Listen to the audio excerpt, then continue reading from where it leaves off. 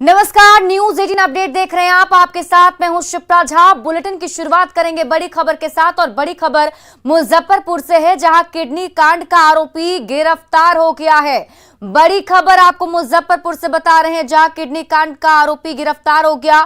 Clinic संचालक पवन कुमार को गिरफ्तार किया गया है। आपको बता दें कि 2 महीने से पवन कुमार जो आरोपी है वो फरार चल रहा था और इस पर महिला की दोनों किडनी निकालने का आरोप है। सकरा के बरियारपुर से इसकी गिरफ्तारी हुई है और फिलहाल महिला की हालत गंभीर बताई जा रही है।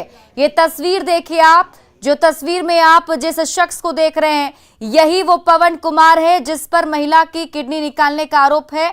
बताया जा रहा है कि महिला सुनीता पेट में दर्द की शिकायत के साथ इस आरोपी डॉक्टर के पास पहुंची थी और तभी इलाज के नाम पर इस डॉक्टर ने दोनों किडनी निकाल ली और उसके बाद से फरार था। करीब 2 महीने के बाद इसकी गिरफ्तारी हुई है। क्लिनिक संचालक पवन कुमार को गिरफ्तार किया गया है।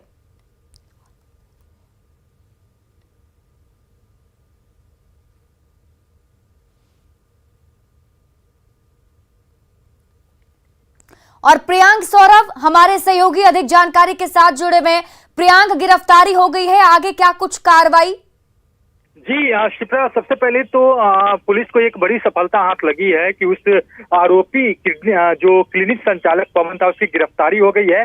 फिलहाल डीएसपी से हमने जब बात की है तो उन्होंने कहा है कि इसको जेल भेज दिया गया है। फिर इसके निशानदेही पे जो और लोग शामिल थे क्लिनिक में, और भी जो डॉक्टर जिन्होंने ऑपरेशन किया था या फिर क्लिनिक के काम में और भी जो लोग थे, उन सब की भी गिरफ्तारी की प्रक्रिया जो है वह चल रही है। उसके बारे में जानकारी ली जा रही है। संलिप्तता उसने स्वीकार कर ली है, कई लोगों के नाम भी जो है वह बता रहा है। तो अभी फिलहाल उसे जेल भेज दिया गया है। जी, पूछताछ के दौरान और क्या कुछ जानकारी मिल पाई प्रियांक? क्या कुछ बता पाया इस डॉक्टर ने? जी पुलिस ने जितना जानकारी हमें दिया है उसके अनुसार उसने पुलिस के पूछताछ में बताया है कि वह नादानी में हुआ है। ऐसी कोई मंशा नहीं थी। जिस तरीके से किडनी बेचना या फिर अन्य तरीके के लोग अफवाह जिस तरीके से फैला रहे थे, तो ऐसे में जो बातें सामने आई है कि यह जो किडनी कांड हुआ इसके पीछे सबसे बड़ा वजह जो है वह नादानी है। मतलब गलती से वो निकल गया है, ऑपरेशन जो है वह गलत तरीके से हो गया जिससे किडनी जो है वो निकल गया है। लेकिन प्रियांक, ये कैसी गलती? क्या ये जिस तरीके के जवाब इसके द्वारा दिए जा रहे हैं, इस जवाब को तो समझा ही नहीं जा सकता है। जी बिल्कुल, जब यह कांड सामने आया था, जब न्यूज 18 ने सबसे पहले इस खबर को प्रकाश में लाया था, उस वक्त भी हमने एक्सक्लूसिव बात की थी पवन से फोन के माध्यम से। तो उसने उस वक्त भी यही बात कहा था कि गलती उससे हो गई है और यह गलती जो है वो नादानी में हुई है। हालांकि जिस तरीके से बिना रजिस्टर्ड क्लिनिक वह चला रहा है और जिस तरीके से गंभीर ऑपरेशन उस क्लिनिक में चल रहा है, तो यह सब जो है बहुत बड़ा क्राइम था और इस क्राइम की सजा उसे अब आने वाले वक्त में मिलेगी। चलिए, आप इस पूरी खबर पर नजर बनाए रखिए। बहुत बहुत शुक्रिया तमाम जानकारी के लिए।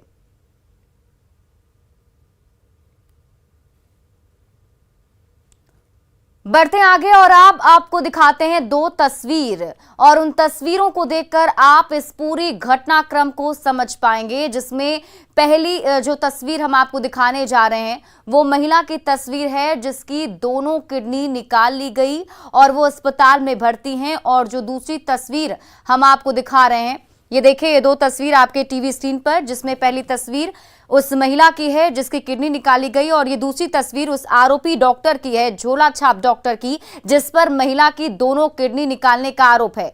किडनी निकालने के आरोपी डॉक्टर पवन कुमार को पुलिस ने आज गिरफ्तार कर लिया है। आपको बता दें कि ये आरोपी 2 महीने से फरार चल रहा था, लेकिन अब पुलिस के शिकंजे में है।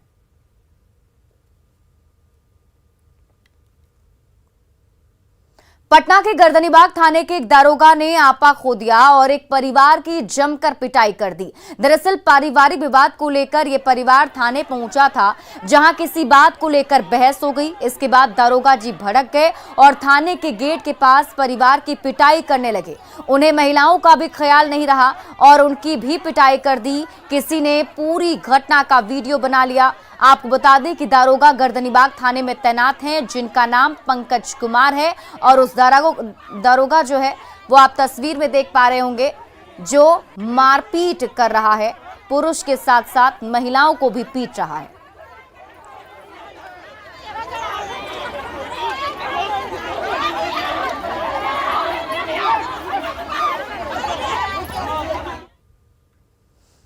और बड़ी खबर छपरा से, जहां सदर अस्पताल में दो महिलाओं के बीच जमकर मारपीट का मामला सामने आया। बताया जा रहा है एक महिला आशा कार्यकर्ता थी, जबकि दूसरी महिला बाहर से आकर मरीजों को बहला फुसलाकर निजी अस्पताल में ले जा रही थी, जिसको लेकर आशा कार्यकर्ता और महिला के बीच मारपीट शुरू हो गई।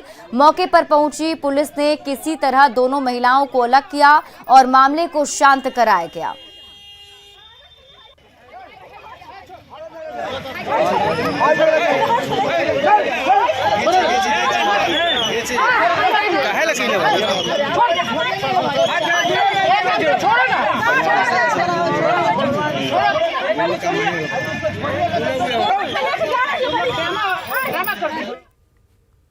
बगहा के एक मजदूर की जम्मू कश्मीर के श्रीनगर के सौर इलाके में गोली मारकर हत्या कर दी गई। मौत की खबर के बाद मृतक मजदूर के घर पर कोहराम मच गया है। जम्मू कश्मीर पुलिस ने शव को कब्जे में लेकर पोस्टमार्टम के लिए सदर अस्पताल भेज दिया है। बताया जा रहा है कि बगहा के वार्ड नंबर 10 के निवासी 30 वर्षीय बलिस्टर चौधरी श्रीनगर के सौर में मजदूरी का काम करते थे, जिसको कल रात में अज्ञात लोगों ने गोली मार दी।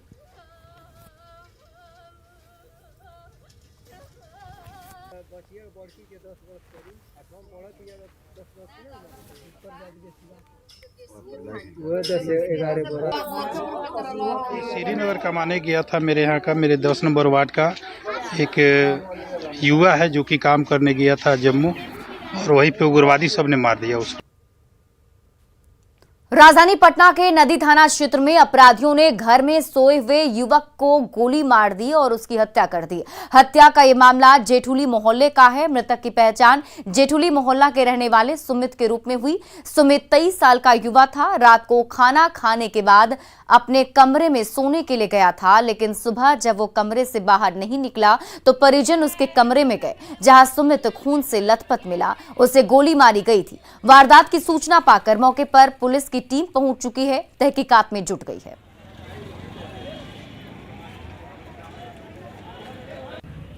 नाइट में सोया और सुबह पर देखा, सुबह पर 9:30 बजे के करीब में गेट खोला। बाहर से गेट, अंदर से गेट थी लगा नहीं था, बाहर से गेट लगा हुआ था। बस यही सब मैं देखने गया तो देखे कोई मर्डर करके चला गया। मतलब ये रात में कैसे हुआ, किस वक्त हुआ, कुछ पता नहीं चला? पता नहीं चला, हम लोग को पता नहीं चला, कुछ आवाज़ भी नहीं, पता नहीं चला। हम लोग गहरी नींद में थे तो हम लोग को पता भी नहीं चला। सूचना प्राप्त हुई कि ग्राम जेठली में सुजीत कुमार नाम का एक 23 वर्षीय लड़का है, उसको सोए अवस्था में घर में गोली मार हत्या कर दिया गया है। पुलिस हम लोग छानबीन कर रहे हैं। खबर समस्तीपुर से है, जहां रोसड़ा अनुमंडल क्षेत्र इलाके में एक युवक की अज्ञात अपराधियों ने पीट कर निर्मम हत्या कर दी। बताया जा रहा है कि तेरकुरबा मोड़ के पास अज्ञात अपराधियों ने पीट कर बुरी तरह जख्मी किए जाने के बाद उसे सड़क के किनारे फेंक दिया। गांव के लोग जब उस रास्ते से गुजर रहे थे तो उसे बेहोशी की हालत में देखकर इसकी सूचना परिजनों को दी, जिसके बाद उसे इलाज के लिए एक निजी क्लिनिक में भर्ती कराया गया, लेकिन स्थिति की गंभीरता को देखते हुए वहां से रेफर कर दिया गया, जहां डॉक्टरों ने मृत घोषित कर दिया है। फिलहाल स्थानीय पुलिस मामले की जांच में जुट गई है।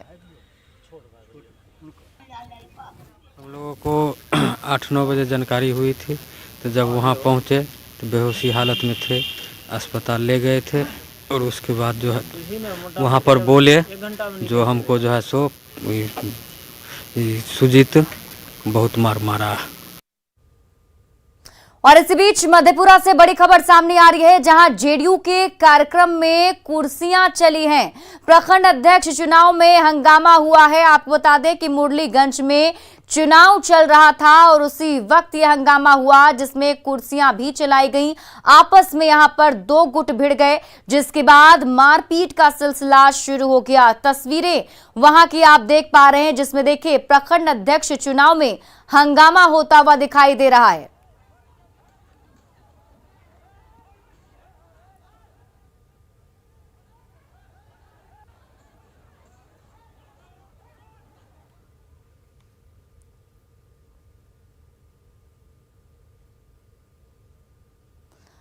और यह हंगामे की तस्वीर आप देख रहे हैं। प्रखंड अध्यक्ष का चुनाव चल रहा था और उसी वक्त देखिए किस तरीके से मारपीट शुरू हो गई। दो पक्ष आपस में भिड़ गए और मारपीट के साथ साथ एक दूसरे पर कुर्सियां भी चलाते हुए नजर आ रहे हैं, जिसमें आप देख पा रहे होंगे कि सभी देखिए एक दूसरे पर कुर्सी से हमला करते हुए नजर आ रहे हैं। हालांकि कुछ लोग वहां पर हैं जो उन्हें रोकने की कोशिश कर रहे हैं, लेकिन अभी तक ये साफ नहीं हो पाया कि आखिर क्या बात थी जिस बात को लेकर दो पक्ष आपस में भिड़ गए और जेडीयू के कार्यक्रम में इस तरीके से मारपीट का सिलसिला शुरू हो गया।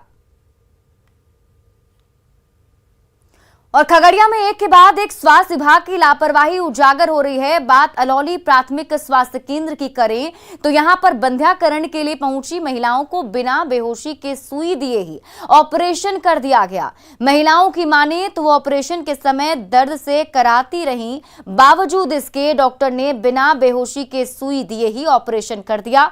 सिविल सर्जन की माने तो बंध्याकरण के समय मरीज को बेहोशी की सुई देनी चाहिए। यदि ऐसा नहीं किया गया है तो पूरे मामले की जांच करवाकर दोषी लोगों पर कार्रवाई की जाएगी। हुआ ऑपरेशन में लापरवाही हुआ, बहुत लापरवाही हुआ।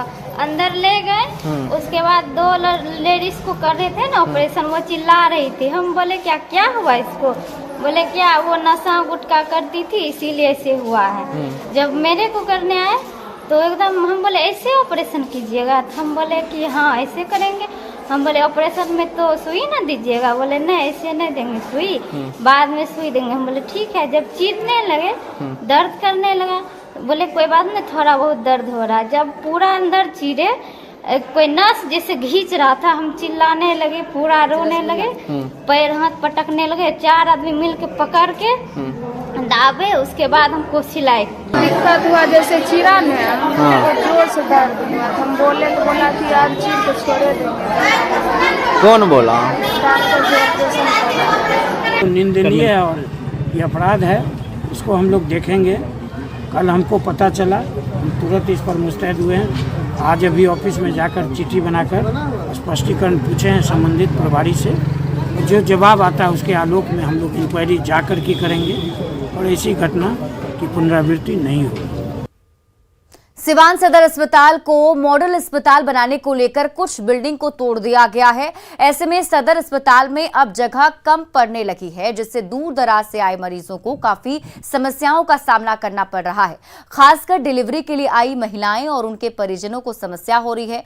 कम जगह के कारण हुई कई मरीज वेटिंग हॉल में चेयर पर बैठे हैं, तो वहीं मरीज के परिजन सदर अस्पताल के कैंपस में घूम रहे हैं। लोगों से बात की संवाददाता मृत्युंजय सिंह ने। सिवान सदर अस्पताल में कुछ बिल्डिंग तोड़कर नया बिल्डिंग का निर्माण हो रहा है। आप देख सकते हैं ये सिवान सदर अस्पताल का कैंपस है। बहुत सारे यहाँ बिल्डिंगें थी जिसे तोड़ा जा रहा है। आप देख सकते हैं, दिखाने की कोशिश करेंगे। ये जो विभिन्न कक्ष थे उसे तोड़ दिया जा रहा है, आप देख सकते हैं। लेकिन तोड़ने के बाद जो मरीज है, जो दूर दराज से है, उनको परेशानी हो रही है क्योंकि कोई व्यवस्था नहीं किया गया है। अगर तोड़ रहे हैं बिल्डिंग तो कहीं ना कहीं मरीज आते हैं तो उनका इलाज कैसे हो। चाहे प्रस्तुति के लिए महिलाएं आती हैं या दिखाने के लिए आते हैं, किस तरह की समस्या हो रही है बताइए। भैया परेशानी तो बहुत ज़्यादा हो रहा है। सरकार को जब तोड़ा है हॉस्पिटल तो उसको बनाने के लिए कुछ चाहिए, लेकिन उसको कोई भी सुविधा भी नहीं है, न कहीं रहने का सुविधा है। डिलीवरी वार्ड में जाकर देखिए, सब कोई नीचे बैठा है, कोई ऊपर बैठा है, कहीं कोई सुविधा नहीं है। टूटा हुआ बेड है, उसमें भी देखने वाला कोई नहीं है। हॉस्पिटल में जाने के बाद नर्स लोग जो भी है कुत्ते की तरह बोलती है उन लोग को, है ना। दिल्ली तो कहीं व्यवस्था का अलग करना चाहिए। हाँ अलग करना चाहिए, लेकिन अलग नहीं हुआ है, कुछ भी नहीं हुआ है। परेशानी हो रहा है सबको। कुछ और जो पेशेंट हैं आए हुए हैं, किस तरह की समस्या हो रही है इस अस्पताल में फिलहाल? इस तरह से दिमाग में टेंशन रहता है, दिमाग का कोई जांच कराना है। उसमें जाने पर वो सर है ना, वो क्या बहुत मांग करते हैं? कोई अलग व्यवस्था हो इसके जो टूटा हुआ है? नहीं, व्यवस्था वहाँ तो टूटा हुआ नहीं है, लेकिन वहाँ लोग जो ये थी है। क्या नाम है आपका? नाम क्या है? होशियार यादव। तो आप देख सकते हैं जो ये परिजन है या पेशेंट है, उनका साफ तौर पे कहना है कि अगर सिवान सदर अस्पताल की बिल्डिंग टूटकर निर्माण किया जा रहा है तो बिल्डिंगें कम पड़ गई है। वैसे में कोई स्वास्थ्य विभाग द्वारा या प्रशासन द्वारा अल्टरनेट व्यवस्था की जाए ताकि जो दूर दराज से लोग आ रहे हैं, पेशेंट आ रहे हैं, कम से कम उनके समुचित इलाज हो सके और वो यहाँ रह कर अपना इलाज करा सके। मृत्युंजय सिंह, न्यूज़ 18 सिवान। खबर धनबाद से है, जहां प्रेमिका ने प्रेमी से झगड़ा होने पर जहर खाकर खुदकुशी कर ली। गया की युवती प्रेमी से मिलने के लिए धनबाद स्टेशन पहुंची थी। दोनों में किसी बात को लेकर झगड़ा हो गया। गुस्से से तमतमाई प्रेमिका ने प्रेमी के सामने ही जहर खा लिया। प्रेमी उसे पाटलिपुत्र नर्सिंग होम ले गया। डॉक्टरों ने उसे SNMMCH रेफर कर दिया, पर उसकी मौत हो गई। इसी बीच प्रेमी शव को अस्पताल में छोड़कर भाग गया। मृत प्रेमिका के पिता ने इसे मर्डर करार दिया है।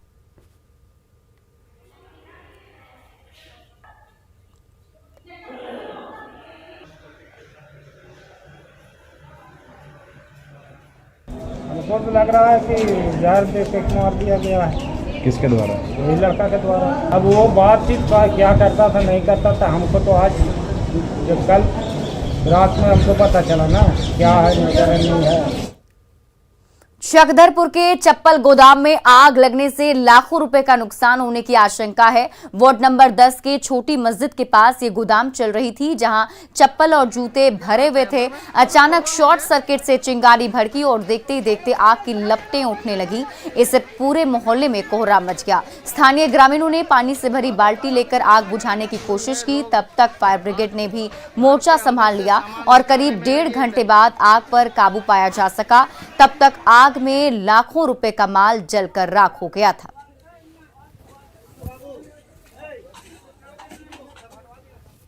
आग लगने का कारण ये था कि वहाँ प्लास्टिक वगैरह था, जिस कारण धुआं काफी आग जल्द पकड़ा और धुआं फैलने लगा। लोग फिर मोहल्ले के लोगों ने जुटकर पानी का व्यवस्था करके आग बुझाना चालू किया। गोदाम को खाली कराया गया। मालूम चला दमकल को बुलाया गया। दमकल फिर अपना काम कर रही।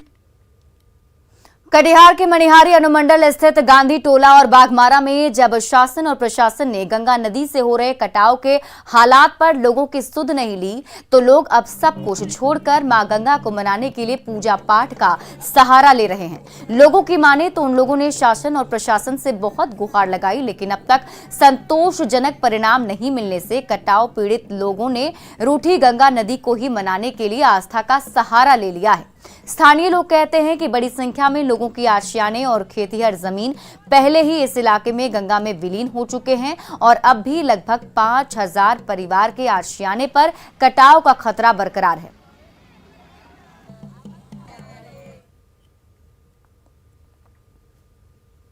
और फिलहाल इस बुलेटिन में अभी के लिए बस इतना ही। आप देखते रहिए न्यूज़ 18 बिहार झारखंड।